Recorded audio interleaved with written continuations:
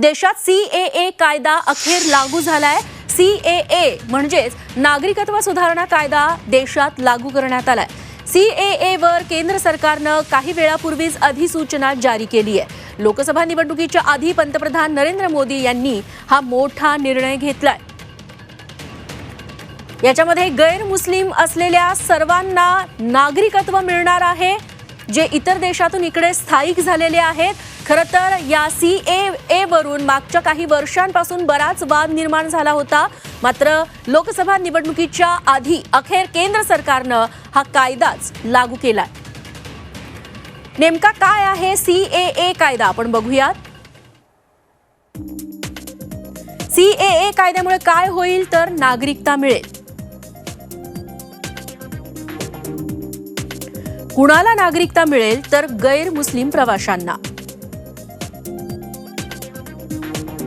कोणत्या गैरमुस्लिम प्रवाशांना म्हणजे स्थलांतरितांना मिळेल तर हिंदू, शीख, बौद्ध, जैन, पारसी आणि ईसाई।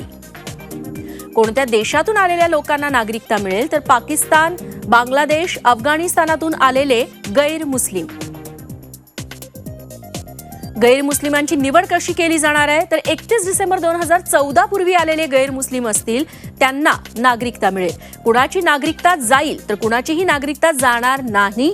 या कायद्यानं फक्त नागरिकता मिळेल।